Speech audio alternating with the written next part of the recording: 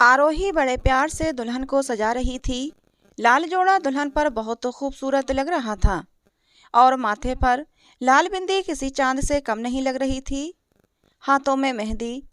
दुल्हन अब पूरे 16 श्रृंगार में तैयार थी। आरोही जिस दुल्हन को सजा रही थी वो कोई और नहीं, आरोही की सास सुलेखा जी थीं, जिनकी आज 25वीं सालगिरह थी और जिनके बच्चे आज उनकी 25वीं सालगिरह मनाने वाले थे। आरोही सुलेखा जी को तैयार करके बाहर का काम देखने चली गई और सुलेखा जी अंदर अकेली बैठी थीं। खुद को आईने में दुल्हन के रूप में देखकर सुलेखा जी को 25 साल पहले वाली सुलेखा याद आ गई, जिसकी माँ ने उसको सजाया था, उसका 16 श्रृंगार किया था।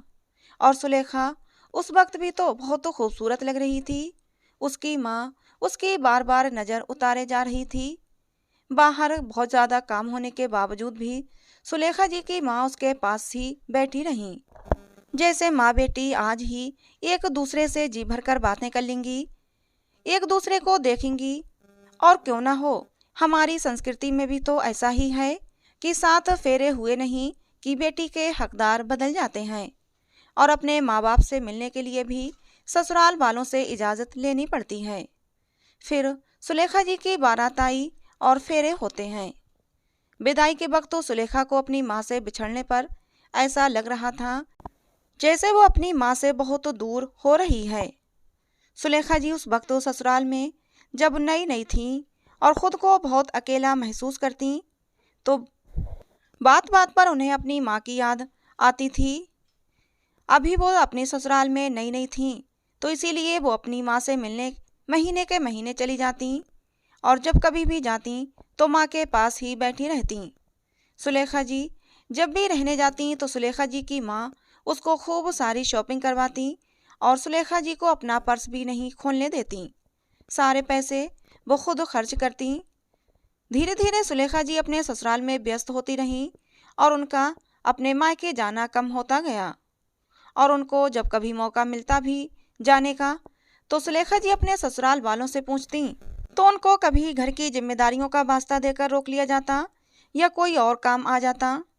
लेकिन सुलेखा जी जब भी मायके जाती तो मायके में सब सुलेखा जी के आगे पीछे फिरते, जैसे गुड़ पर मक्खियाँ होती हैं।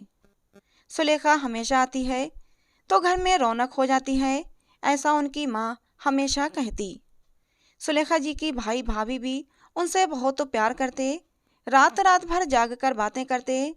सुलेखा जी के भतीजे भतीजी बुआ जी बोलते बोलते उनके आगे पीछे घूमते रहते। सुलेखा को वो दिन बहुत ही खूबसूरत लगते, किसी त्योहार से कम नहीं लगते थे। सुलेखा के मायके वाले भी जब कभी फ़ोन करते तो बस यही कहते, कब आओगी, जल्दी आना हमसे मिलने। सुलेखा की शादी को 8 साल बीत चुके थे। सुलेखा जी के 2 बेटे थे। एक दिन अचानक से रात के 10 बजे फ़ोन की घंटी बजती है और सुलेखा फ़ोन उठाती है। उधर से बस रोने की आवाज़ आती है। सुलेखा समझ ना पाई किसका फ़ोन है, लेकिन बहुत डर गई थी। सुलेखा जी के बार बार पूछने पर एक आवाज़ आती है, सुलेखा माँ नहीं रही। यह आवाज़ सुलेखा के भाई की थी।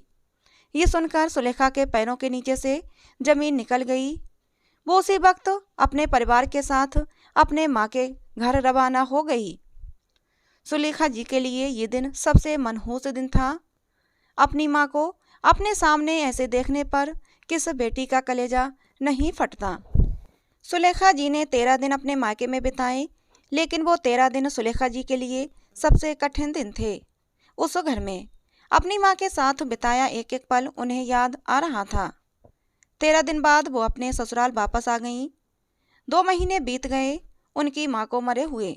उनके मायके से अब धीरे धीरे फ़ोन आना बंद हो गए। अगर आता भी तो सिर्फ उनके पिताजी का। अब बस सुलेखा जी के पिताजी ही फ़ोन करते हैं। सुलेखा जी के भाई भाभी तो जैसे भूल ही गए थे। एक दिन सुलेखा जी हिम्मत करके अपने मायके में जाती हैं। जाने से पहले सुलेखा जी अपनी भाभी को फ़ोन करती हैं कि मैं कल आ रही हूँ, और भाभी बस ठीक है बोलकर फ़ोन रख देती हैं। जबकि सुलेखा जी के आने का सुनते ही पूछती थीं, दीदी खाने में क्या खाओगे। सुलेखा जी अगले दिन अपने मायके जाती हैं। वहाँ आज सब पराये से लग रहे थे। भाभी सुलेखा जी को देखकर ऐसे मुंह बनाती हैं जैसे वो यहाँ से खजाना लेने आई हो। अगर सुलेखा जी अपने भाई से बात कर रही थीं तो भाभी बहाने से अपने पति को आवाज़ लगाकर बुला लेती हैं।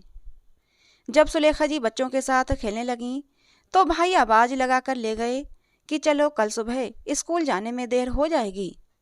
सुलेखा जी ये सब व्यवहार देख रही थीं और अपने बूढ़े पिताजी की तरफ देख रही थीं, जो माँ के जाने के बाद बहुत कमज़ोर हो गए थे, जिनकी आंखों में अब जरा जरा सी बात पर आंसू आ जाते थे।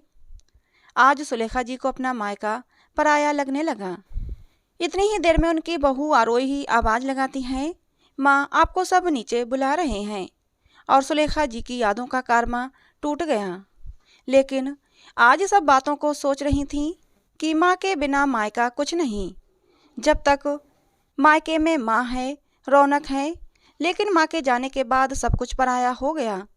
जब तक माँ थी तब तक लगता था अपना घर है, लेकिन माँ के जाने के बाद मेहमा सी लगने लग गई थी। जब तक माँ थी सब फ़ोन करके पूछते थे कब आओगी, लेकिन माँ के जाने के बाद फ़ोन तक आने बंद हो गए। जब तक माँ थी पहले ही बेटी के हिस्से के लड्डू और अचार एक तरफ रख दिए जाते थे। जब तक माँ थी तब सब साथ में बैठकर गप्पे लड़ाते, लेकिन अब तो अकेले ही सोफे पर बैठी रहती हूँ। आज सुलेखा जी मन ही मन में प्रण करती हैं कि कभी भी अपनी बहू को मायके जाने से नहीं रोकूंगी, ताकि वो अपनी माँ से खूब लाड प्यार ले। हफ्ते में एक बार उसको अपनी माँ से मिलने भेजा करूँगी। ससुराल में चाहे कितना भी प्यार मिले, लेकिन मायके के प्यार की बात ही अलग होती है। तो दोस्तों, ये कहानी आपको कैसी लगी ज़रूर बताना। अगर कहानी आपको अच्छी लगी हो तो प्लीज़ इसे लाइक करना, शेयर करना, साथ ही हमारे चैनल को भी सब्सक्राइब जरूर कर लेना। मिलते हैं अगली किसी नई कहानी में।